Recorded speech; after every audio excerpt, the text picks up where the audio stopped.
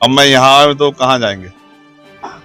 देखो, मैं फिर कह रहा हूँ आपसे, कुछ रिश्ते राजनीति से ऊपर होते हैं। मेरे आज भी याद है, मैं एक बार इस घर में मैं पहले आया। जब मैं आया, मैं उस प्यार को शब्दों में बयान नहीं कर सकता, वो आप सब लोगों ने देखा। जिस तरह एक सरपरस्त अपने सिपाही का हाथ पकड़ के चलता है, वो यहाँ से लेकर मुझे मेरी गाड़ी तक छोड़ने के लिए गए और उन्होंने मुझसे कहा कि मैं हमेशा तुम्हारे साथ। जब भी उन्होंने मुझे याद किया, मैं फोन के जरिए किसी भी जरिए उनके टच में रहा। जब जेल में वो गए तो मैंने उन साथियों को फोन किया जिनके जरिए मेरी बातचीत होती थी, तो मुझे एक खबर आई कि अभी वो ना आए। मैंने लगातार प्रयास किया, लेकिन अब मेरे पास एक साजिश की खबर थी। और आप जान सकते हैं उत्तर प्रदेश सरकार ने अपने विरोधियों को सरकारी मशीनरी के जरिए किस तरह से नुकसान पहुंचा है। तो मैं अपने छोटे भाई के नाते अब्दुल्ला से मिलने के लिए गया, और यहाँ क्योंकि मैं आज कुंदरकी में था तो उनकी भी ये इच्छा थी, मैं उसकी बहादुरी की दाद देता हूँ। जेल में आदमी परेशान होता है। हालांकि ये सच है कि भारतीय जेलों में और उत्तर प्रदेश की जेलों में वो सुविधाएं नहीं है। खाने की बहुत अच्छी व्यवस्था नहीं है, रहने की, सोने की बहुत अच्छी व्यवस्था नहीं है।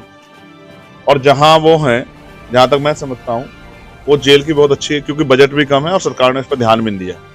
और वो ऐसी जगह है जहां नुकसान पहुंचाना आसान है। लेकिन जिस तरह बहादुरी से उन्होंने मुझसे बात की, तो मुझे एहसास हुआ कि ये मुसीबतें उनको तैयार कर रही है एक बड़े लक्ष्य के लिए। कुदरत उनसे बड़ा काम लेना चाहती है, इसलिए उनको तैयार कर। फिर अब मैं बहुत जल्द आजम साहब से मिलने के लिए जाऊंगा। जैसा मुझे पता लगा है कि आप बहुत बातचीत नहीं हो रही, तो मैं जानना चाहता था कोई ऐसी बात जो आपकी जानकारी में हो तो मुझे बता दीजिए। लेकिन मैं आपको आज एक बहुत जिम्मेदार से बात कर रहा हूँ। कुछ साजिशें हैं जो की जा रही। मैं साजिश करने वालों को आपके माध्यम से कह रहा हूँ, खूब जोर लगाओ। कभी कभी ऐसा होता है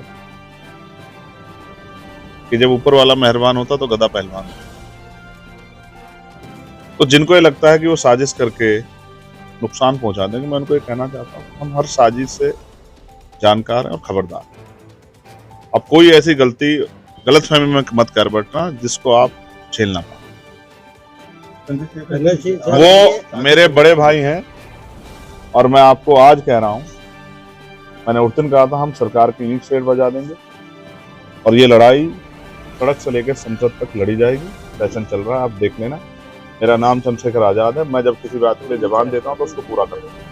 और अगर सरकार इस अपराध में, ना वो मोटरसाइकिल चोरी वाले हैं, ना बकरी चोरी वाले हैं, ना मुर्गी चोरी वाले हैं, ना पायल पजेब चोरी वाले, आप और मैं जानते हैं जो उनके मुकदमों को पड़ेगा वो चक्कर खा के गिर जाएगा कि किस तरह के मुकदमे उन पर लगाए। उनकी एक ही गलती है कि उन्होंने कमजोर वर्गों के बच्चों के पढ़ने का रास्ता, जो बाबा साहब अम्बेडकर हमें दिखा के गए थे कि शिक्षा शेरनी का वो दूध है जो पिएगा वो धारे। उन्होंने एक ये एजुकेशन सेंटर खोला जिसको मैं घूम के आया था, और यहाँ से गरीब का बच्चा भी अमीरों के बच्चों जैसी सुख सुविधा के साथ पढ़ाई ले रहा था, गुणवत्ता वाली पढ़ाई। तो कल डॉक्टर इंजीनियर IAS IPS वकील जज ना बने, ये रास्ता रोकने के लिए उसी की सजा आजम साहब भुगत रहे हैं। हालांकि वो अलग पार्टी में है, लेकिन फिर भी अगर किसी के साथ अन्याय होगा तो मेरा ये फर्ज बैठता है कि मैं उस अन्याय के खिलाफ आवाज उठाऊं। मैं अपनी ड्यूटी अदा कर रहा हूँ एक नागरिक होने के नाते, वो भी जिम्मेदार और एक जमीर वाला इंसान होने के नाते। तो दिखाओ चंद्रशेखर भाई, सवाल ये है कि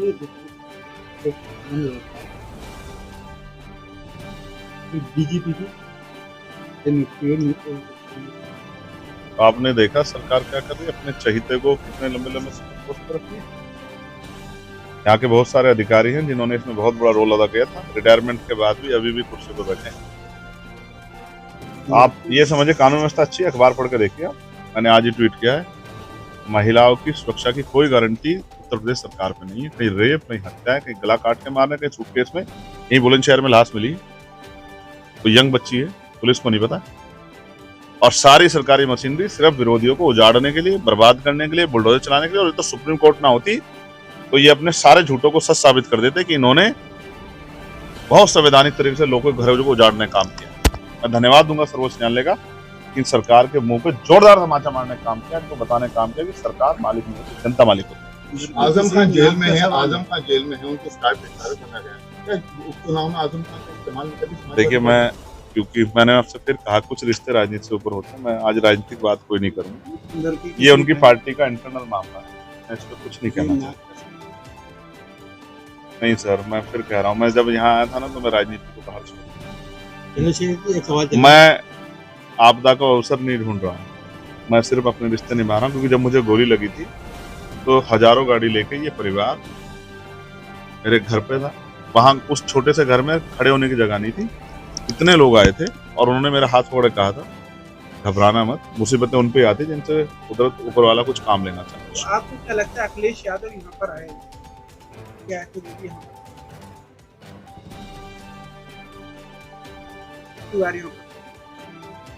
उन्होंने क्या यहाँ पर अफसर ढूंढा? आप चाहते हैं मैं अखिलेश साहब को बुरा भला कहूँ? मैं नहीं कहना चाहता, जो जैसा करेगा वैसा भरेगा। आजम सब खान की देख, समाजवादी पार्टी सरकार नहीं है। हाँ, ये बहुत इम्पोर्टेंट सवाल है। नहीं, मैं एक मानता हूँ कि अगर मुख्यमंत्री जी कटेंगे बटेंगे और इधर उधर के दौरों से फ्री हो जाए तो उन गरीबों की तरफ भी देखें जिनको का सब कुछ जुड़ गया। क्योंकि मैं समझता हूँ औलाद आदमी को खुद से प्यारी होती है, और जिनको ये भी नहीं पता कि वो कहाँ हैं, वो छोटे छोटे मासूम बच्चे जो आज इस दुनिया में नहीं है, मैं उनके लिए प्रार्थना करता हूँ कुदरत से, उनके परिवार को भी कुछ सहने शक्ति मिले और उनको भी जो है उनका जीवन समाप्त हो गया, उनके भी तकलीफ महसूस कर रहा हूँ। लेकिन क्या सरकार को तकलीफ है? इतने बड़े बड़े भाषण देने वाली सरकार क्या अस्पतालों में अच्छी व्यवस्था नहीं कर सकती? क्यों नोटिस देना पड़ा आपको? आपकी आंखें बंद है, आपको नहीं दिखाई देता कि उत्तर प्रदेश के अस्पतालों क्या हालात है, स्कूलों के हालात मैं आपको दिखाऊंगा। एक मामला गोरखपुर में हुआ था, डॉक्टर कफील, स्कूलों के हालात मैं आपको दिखाऊंगा। एक मामला गोरखपुर में हुआ था, डॉक्टर कफील खान था जिन्होंने निर्दोष होते जेल काटी, और ये दूसरा मामला है। उसके बाद भी सरकार नहीं जागी। एक दिन ऐसा आएगा किसी स्कूल में हादसा होगा, क्योंकि स्कूल की बिल्डिंगें जो हैं वो बिल्कुल जीरो होगी और सरकार को कोई फर्क नहीं पड़ता, क्योंकि गरीबों के बच्चे वहां पढ़ते हैं। आजम खान के परिवार से मिले क्या? मैं तो बहुत छोटा हूँ, मैं आश्वासन नहीं दूंगा, मैं तो बस ये कह के आया हूँ जब मेरी जरूरत पड़ेगी, जहां मेरी जरूरत पड़ेगी मैं आपके साथ खड़ा हूँ, और जहां तक मैं इस नाइंसाफी के खिलाफ आवाज को उठा सकता हूँ मैं इसको उठाऊंगा। आज वो तकलीफ में है, मेरी ये जिम्मेदारी है कि उस तकलीफ में जैसे वो मेरे साथ खड़े थे मैं भी इस परिवार का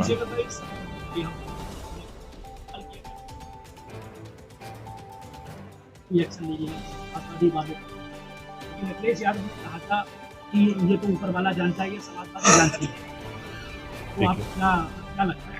उन्होंने कहा तो सही कहा होगा। चंद्रशेखर भाई, जिस तरीके से आप भी घटक दल रहे समाजवादी पार्टी के शुरुआत में जी, और ओम प्रकाश राजभर वो रामपुर आए थे, उनका सीधा ये कहना था कि आजम को रोक दिया गया, तो क्या लगता है आपको याद है 2022 में हमारा अलायंस हो रहा था समाजवादी पार्टी से, at the last Samajwadi party के अहंकार की वजह से नहीं होता, जिसकी वजह से आज उत्तर प्रदेश में सत्ता नहीं बदली। लेकिन मैं इसी मंच पे सिर्फ आजम भाई की वजह से उनसे जुड़ा। आजम भाई ने यहाँ उपचुनाव में मुझे बुलाया और इसी मंच पे अखिलेश जी से मैं दोबारा मिला, वरना मैंने तय किया था कि अब दोबारा कोई गलती नहीं करूंगा। जो जिस आदमी को कदर ना हो किसी की, उस आदमी के साथ नहीं जाना चाहिए। लेकिन आजम भाई की वजह से मैं दोबारा उनके साथ मैंने मंच साझा किया, सिर्फ इस वजह से क्योंकि वो मेरे बड़े हैं और उनका आदेश था ये मंच आपको साझा कर। बीजेपी समय बताया कैसे जीतना चाहते हैं, सर्टिफिकेट रखना चाहते हैं, डीएम साहब से सीधा ही ले लो, चुनाव काहे को करा रहे, जनता वोट देगी। 400 पार ला रहे थे, 40 पार नहीं हुए उत्तर प्रदेश में। आप समझे, ये जनता है, अच्छे का दिमाग ठीक कर देती है, और ये सत्ता परमानेंट नहीं होती। ये भी बात आप मेरी याद रखना, सत्ता परमानेंट नहीं है, सत्ता आने जाने वाली चीज आज उनके पास है। कल हम जैसे कमजोरों पे आ गई तो कोई गरीब परेशान नहीं रहेगा। और आप सोचो 7 साल से जो मुख्यमंत्री वही लोग कहते फिर डर जाओ डर जाओ, हम पे होती ताकत, हम होते उत्तर प्रदेश के मुख्यमंत्री, तो जो विरोधी है उसको भी कहते हैं कि अगर कोई परेशान कर दे तो हमें बता दें। यादव ने भी कहा था कि हमारी सरकार आएगी तो आजम खान पे जो मुकदमे वापस। मैं तो चाहता हूँ सारे मुकदमे वापस हो जाए, और मैं चाहता हूँ बहुत जल्द हमारे बीच चंद्रशेखर भी कटेंगे वो बटेंगे जो दूसरे को छोड़े ना सर, रोजगार के बारे में सोचेंगे। अखिलेश यादव कह रहे हैं कि चुनाव कुछ भी कर रहे हैं, आप क्या कहेंगे? मेरा उनसे कोई करीब मैं असेंबली में भी नहीं, तो मैं उनसे बहुत आमने सामने बैठ के तो इसलिए मैं आरक्षण जो कुछ है- कहना नहीं चाहता। और मैं फिर कहूँ सत्ता बैठा आदमी के पास सारी पावर, वो डरे अच्छा नहीं। हम ऐसा नहीं चाहते।